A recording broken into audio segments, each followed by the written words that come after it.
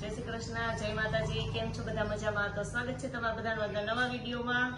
અને જો આજે તો સાતમ છે, આજે પહેલી સાતમ આવે ને એ તો અમારે એ સાતમનું પણ અહીંયા મહત્વ છે જ. એટલે અમારે જો આજે ચૂલા ઠારવાનું હોય, સાતમ બધાને રહેવાની હોય, એવું બધું હોય. અને જો અત્યારે અમારે શીતળાઈમાં અહીંયા જવું છે, તો અમારે જો અહીંયા ખારી આખાથી તૈયાર થઈ ગઈ છે, બધું એમાં તૈયાર કરી લીધું છે. અને આજે એક નાગલો બાકી હતો ને, પૂજાનો તો નાગલો બધું થઈ ગયું છે, આમાં રાખી દીધું. પણ જે આપણે ચૂલા ઉપર ને અમે રાખીએ, એટલે ચૂલા ઉપર રાખવાનો છે ને બાકી છે, તો હું અત્યારે કરતી હતી, ઘી કરી લઈ. પછી શીતળાઈમાં અહીંથી આવી અને પછી એ ચૂલાનું એનું પૂજન આપણે કરી લેશું. ને આમાં બધી વસ્તુ છે, ચોખા, ઘઉં, પછી માતાજીની કુલેર છે, અને આમાં ગર અને મીઠું છે. અમારે અહીંયા આપણે ક્યાં વાળા બાપા છે? રતવેલિયા બાપા છે શીતળાઈમાંની બાજુમાં. ત્યાં અમારે આ ગોળ અને મીઠું પણ છે ને ધરાય છે. હા, એને ધરાય છે, એટલે એ પણ અમે લઈ જઈએ. અને આમાં તો આ દહીં ને દૂધ ને એ બધું છે. ને જો આ પાણી લઈ લીધું છે, શુદ્ધ જળનો કળશી ભરી લીધો છે. અને હવે હું ને મારી મમ્મી છે ને હમણાં જઈએ શીતળાઈમાં એ પૂજા કરી આવીએ. પૂજા કરીને આવી અને પછી અહીંયા ઘરે આવી અને ઉમરા પૂજન કરશું અને આપણે ચૂલાનું પૂજન કરશું. શ્રી કૃષ્ણ, જય માતા. ગુજરાત સાયકમ છે, શીતળા સાયકમ છે, રહી સૈયા થાળી તૈયાર કરી ફૂલે જોવા જવું છે. એટલે હવે ફૂલે જોવાડી બધી તૈયાર થઈ ગઈ છે.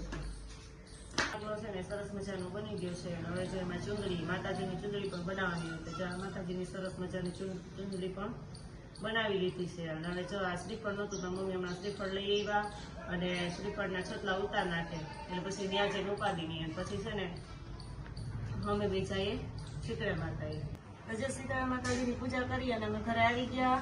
અને હવે જો પછી આપણે ચૂલાની પૂજન કરવું છે. તો ચૂલો અમે તો જો કે અત્યારે તો ચોમાસામાં તો ઓછો જ વાપરીએ છીએ, બહુ વાપરતા નથી, પણ તો ચૂલાનું પૂજન કરવું પડે. એટલે આ ચૂલો ઠાયરો અને અમે આ નીચેનો ગેસ છે ને એ પણ ઠાયરો છે, કારણ કે અમે રોટલી રોજ એના ઉપર જ કરીએ છીએ, એટલે ઉપરનો ગેસ જ ચાલુ રાખ્યો છે. પહેલાના જમાનામાં તો બધા કોઈ રસોઈ બનાવતા જ નહીં, ગેસ પેટાવતા જ નહીં, કે ચૂલો પેટાવતા જ નહીં, પણ અત્યારે તેવું હાલે નહીં. એટલે ઉપરનો ગેસ એક રાખ્યો, તમારે જે કંઈક બનાવવાનું હોય એના ઉપર બનાવીએ. અને નીચે આ ગેસ અને ચૂલો બે છે ઠારીએ. તો જો ચૂલાનું ભજન કરવા માટે મેં છાણ લઈ લીધું છે, ગાયનું ને છાણનું બનાવવાનું છે ગુગલા જેવું, અને મૂકી દીધું. અને હવે આપણે એનું પૂજન કરવા માટે એમાં થોડા ઘઉં નાખી દેવાના. અને પછી આ છે દહીં ને દૂધ ને એને પધરાવી દેવાનું. પછી આપણે એમાં નાખી દઈશું થોડુંક કંકુ. અને પછી જો આ છે આંબો, અમે આને આંબો કહીએ છીએ.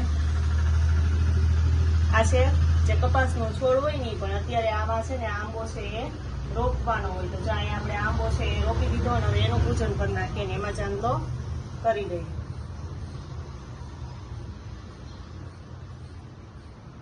અને હવે પછી જે આપણે નાગલો અને ચુંદડી છે ને એમાં ચડાવી દઈએ.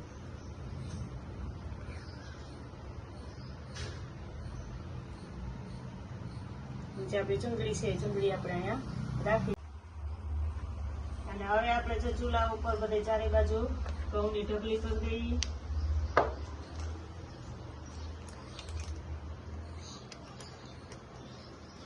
અને પછી એમાં ઉપર કંકુ નાખી દઈએ.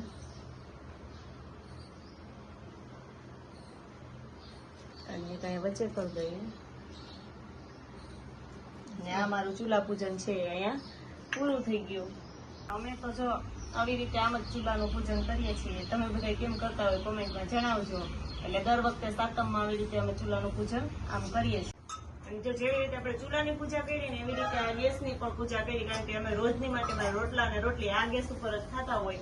એટલે જો અહીંયા ગેસની પૂજા કરી લીધી ને કાલ જે આપણે પૂરી કરતા હતા ને ગણપતિ બાપા બનાવ્યા હતા, ગણપતિ બાપા જે ઘઉંની ઢગલી કરીને એના ઉપર રાખી દીધા અને અહીંયા નાગલો ને એવું બધું ચડાવી દીધું. અને આપણે ગેસની પણ પૂજા કરી લીધી, કારણ કે આપણે રોજ રસોઈ અહીંયા બનાવીએ છીએ, એટલે આ પણ આપણે ઠારવો પડે.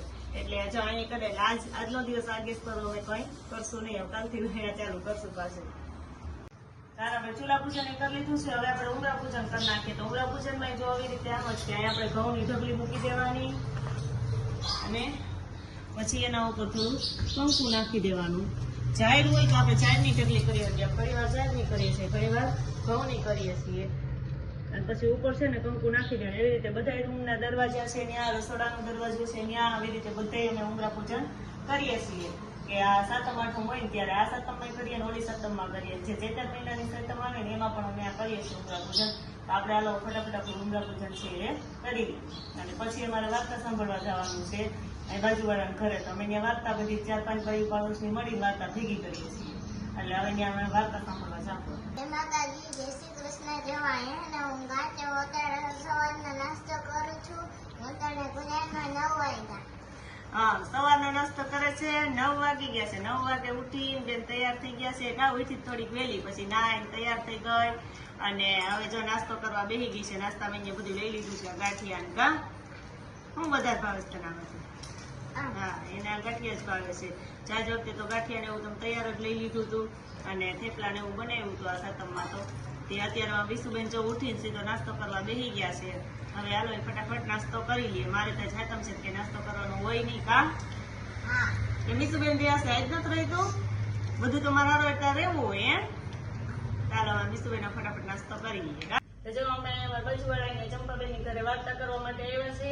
હજી હું મારા મમ્મી બી આવ્યા ને થોડી બારી બાકી છે. હમણાં એ આવશે પછી અમે બધા વાર્તા ચાલુ કરી દઈએ. હું વાર્તા વાંચે ને બધા સાંભળશે કા. તો અમારા વિશુબેન આવ્યા પણ વિડીયો ઉતારે છે વિશુબેન એટલે એક વિડીયોમાં ન આવ્યા. તો હવે હાલો અમે ફટાફટ વાર્તા ચાલુ કરી દઈએ. વાર્તા સાંભળી પછી અમે જઈએ ઘેરે. તો અત્યારે થઈ ગયા છે બપોરે અમે જમવા બેસી ગયા છે. જમવામાં જો કાલનું આ બનાવેલું આપણે થેપલાની તો હતું જ. પછી કાલ આપણે જે પડવાળી પૂરી બનાવી હતી પૂરી લઈ લીધી ને આ 3 પ્રકારના ગાંઠિયા છે. ગાંઠિયા તો તૈયાર જ લઈ લીધા હતા. અને પછી આ છે ખાંડેલી ચટણી પણ કાલે ખાંડી લીધી હતી. દહીંમાં નાખી અને ખાવાની મજા આવે. તો આ બધું અમે લઈ લીધું. હારે છાશ તો હોય જ. તો અત્યારે જો થઈ ગયા છે બપોર અને હવે અમે બેસી જઈએ જમવા. અને તમારે કોઈને જમવું હોય તો આવી જાવ. ઉપર અત્યારે જમી લીધું. જમીન નવરા થઈ ગયા. વાસણ ને એવું બધું થઈ ગયું. અને પછી વિશુબેન ખાવા બેસી ગયા છે. આ શું છે વિશુબેન? ખબર નહીં. વિશુબેન ને ખાવાનું કામ હોય. નામને તો કઈ ખબર ન હોય. તો જો આ છે ચેતુડા. સાદી ભાષામાં કઈ તો ચેતુડા બધા એમ કે અને ઓમ કહેવાય એને ચેતુડા. અને આનું ઝાડ હોય ચેતુડીનું એમાં આવા ચેતુડા આવે. પેલા કાચા હોય ને ત્યારે વ્હાઈટ જેવા હોય સફેદ જેવા અને પછી સેસે જેવા લાલ જેવા થઈ જવા લાલ. અને પછી પાકી જાય ને એટલે એકદમ આવા સરસ ના થઈ જાય. તો આ ચેતુડા જો દાદા ક્યાંથી લઈ આવ્યા કામીશું કોકની વાડી હશે ને ત્યાંથી લઈ આવ્યા છે. તો કેટલા બધા હતા. અડધા તો વિશુબેન ખાઈ ગયા. એટલા એને ભાવે છે કા ત્યાં બધા ભાવે તો વિશુબેન મહિના ખાવા સીધા. હું ફટાફટ ખાઈ જાઉં નકર મારો વારો નહીં આવે એવું છે કે હે. તો જ્યાં સરસ મજાના ચેતુડા છે. તમે કોઈ આ ખાધા છે કે નહીં કોમેન્ટમાં જણાવજો. અને તમે આને શું કહો તે કોમેન્ટ જણાવજો. હા, તમે આને શું કહો એ પણ કોમેન્ટમાં જણાવજો. અમે તો આને ચેતુડા કહીએ. તમે શું કહો એ કોમેન્ટમાં જણાવજો. હા, તો વિશુબેન કી એમ કોમેન્ટમાં જણાવજો. ચાલો ફટાફટ વિશુબેન ને બહુ મોડું થાય છે એટલે ફટાફટ ખાઈ લઈએ.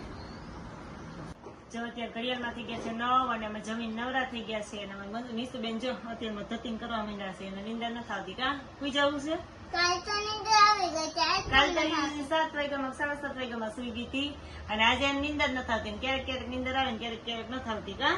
બપોરમાં તો મેડમ હોવાનું કે તો કેટલા આવે? આ તો તું ઘરે હતી ત્યાં ક્યાં મેડમ હોવાનું કે ભૂલાઈ ગયું આજે રજા હતી ને ઘરે હતી એમ હે. તો ચાલો અમે જમીન નવરા થઈ ગયા છે. અને અત્યારે ઘડિયાળમાં 9 થઈ ગયા. અને તમારા વિશુબેન ને સુવાનો ટાઈમ થઈ ગયો. સવારે વહેલું ઉઠાવે નહીં. આ સાથે આજનો વિડીયો પણ અહીંયા પૂરો થાય છે. જો અમારો વિડીયો તમને ગમ્યો હોય તો લાઈક કરજો, શેર કરજો. અને જો ચેનલમાં નવા હતા સબસ્ક્રાઇબ કરવાનું ભૂલતા નહીં. આવજો.